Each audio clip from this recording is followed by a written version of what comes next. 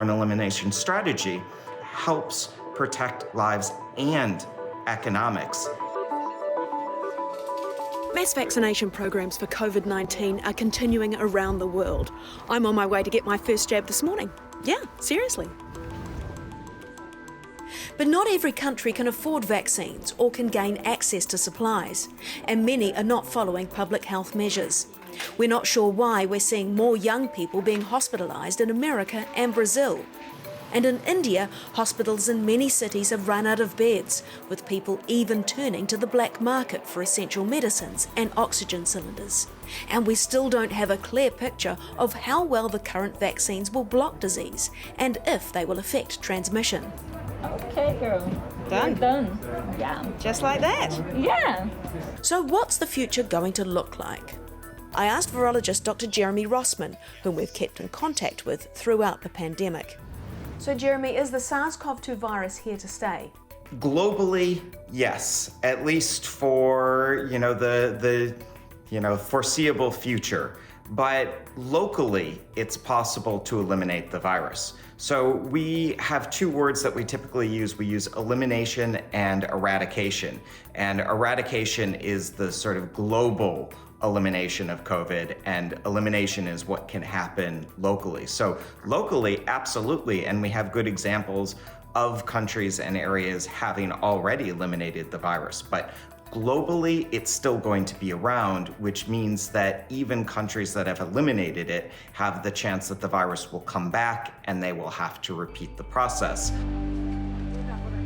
If the virus is not eradicated, it will become endemic, where it will continue to circulate the globe, with breakouts popping up over many years. We still don't know what immunity people will acquire through infection or vaccination. But that doesn't necessarily mean deaths and social isolation will continue at the levels seen so far. What will our future look like if the virus stays? First of all, we don't really know what's going to happen because the virus is going to continue to change. And the more infections that there are globally, the faster the virus is going to be able to change and adapt.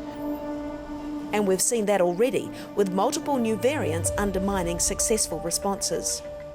In Chile, despite having vaccinated faster than any other country in the Americas, with more than a third of the country having had at least one shot, cases have soared and lockdown measures are back in place. South Korea's public health management and stringent contact tracing early in the pandemic was admired, but there are real concerns a fourth wave is imminent. To understand what might happen in the future, Dr. Rossman points to two common endemic viruses circulating the globe. So measles virus is incredibly contagious, even more contagious than the COVID virus.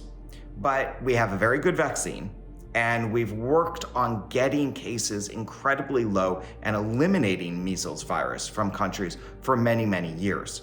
And so most countries have eliminated measles virus, but they occasionally have outbreaks because there is still measles virus in the world. So we haven't eradicated the virus, but we have eliminated it. And so that means everybody still gets vaccinated for measles virus. Now, in contrast, we have flu. And flu, we have a lot of cases worldwide every year, and the flu virus evolves pretty quickly. So this is why we constantly need a new flu jab. So we don't have a constant flu circulating in the country. We have seasonal epidemics. So what we're probably looking at is somewhere in between the two, depending on how strong we act. So if we act really strong, we might be able to get to elimination, like with measles virus, and then we just have to constantly, look and say, do we need booster vaccines? Do we need to, do constant surveillance to look for those little outbreaks and then respond? But for the most people in the majority of the country, it would be pretty much life as normal outside of an occasional booster jab. Now, if we don't get that case numbers down quite so much, then it might be more like flu, where we get a lot of cases probably in the winter. Dr. Rossman was shocked more countries suppressed the SARS-CoV-2 virus rather than try to eliminate it. New Zealand decided to follow the elimination strategy and has had just over 2,500 cases and only 26 deaths. And one of the scientists who advocated going into lockdown early was this man, Professor Michael Baker, an epidemiologist who's part of the Pandemic Influenza Technical Advisory Group for the New Zealand Ministry of Health. By the end of February, there was this remarkable report, and it was the WHO, a joint mission from them and China, that actually identified the fact that the virus had been stopped and contained in Wuhan. And this was really quite a remarkable event because pandemic diseases had not been stopped in this way before, not an intense respiratory pandemic like this. So that convinced me that actually we should be really looking at elimination. I actually assumed that the whole Western world would do that because the WHO team had identified that containment was possible and had been achieved in China. Professor Baker says modelling showed that if left unchecked in New Zealand, the virus would have resulted in 12,000 to 13,000 deaths over 6 months or more in a population of almost 5 million. There was this day really on the Monday, the 23rd of March, when the Prime Minister spoke to the nation and said, we are going to go to our highest level of containment as quickly as we can. As of midnight Sunday, every person entering New Zealand, including returning New Zealand citizens and residents, will be required to enter self-isolation for 14 days. The entire country was in an intense lockdown, and we spent 5 weeks in that lockdown and then 2 weeks in a lower level. It was a 4-tier system, so level 4 and then level 3 for a total of 7 weeks. And we emerged into a virus-free country. Key strategies were border management, where all arrivals went into 2-week quarantine and still do.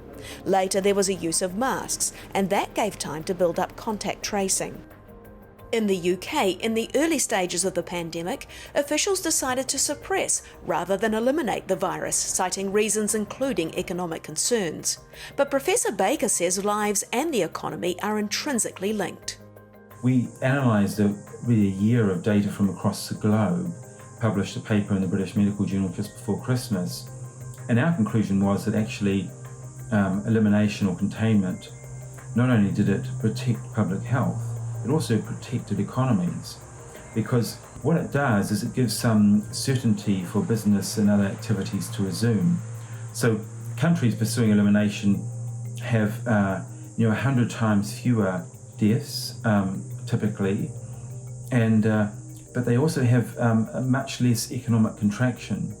And in fact, some countries pursuing elimination have got net economic growth last year, and the economy is now recovering very well. And even in New Zealand and Australia, which are also pursuing elimination, we are experiencing much better economic activity compared with countries that are trying to live with the virus.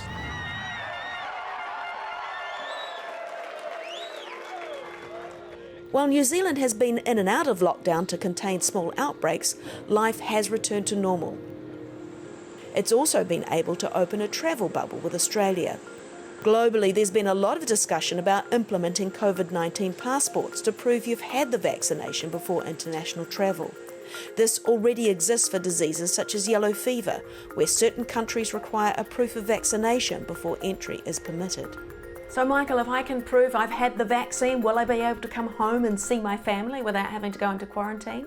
I think there's a reasonable chance of that. Again, it just depends. We need to know more about how well the vaccine performs.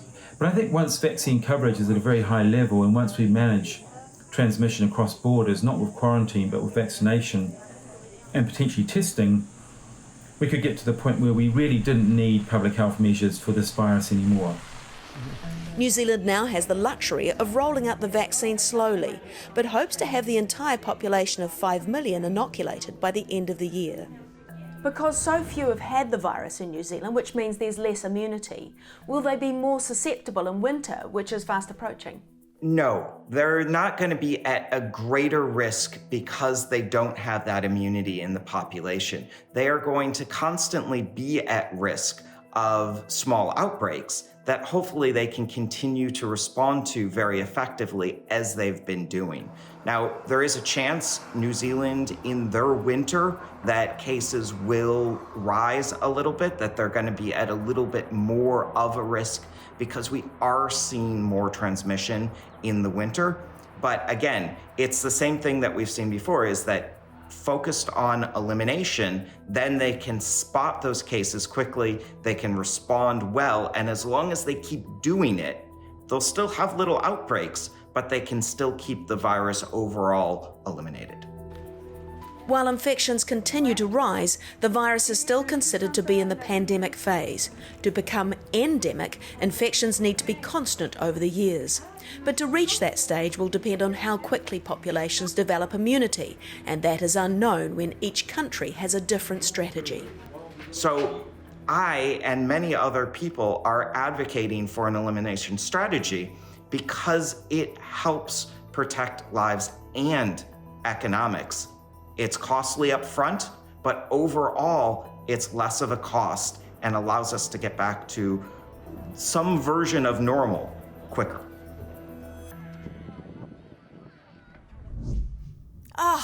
It's finished. But don't worry, we've got a lot more Razor stories for you. All you need to do is like, comment and subscribe and hit the bell button below for notifications. We'll see you next time.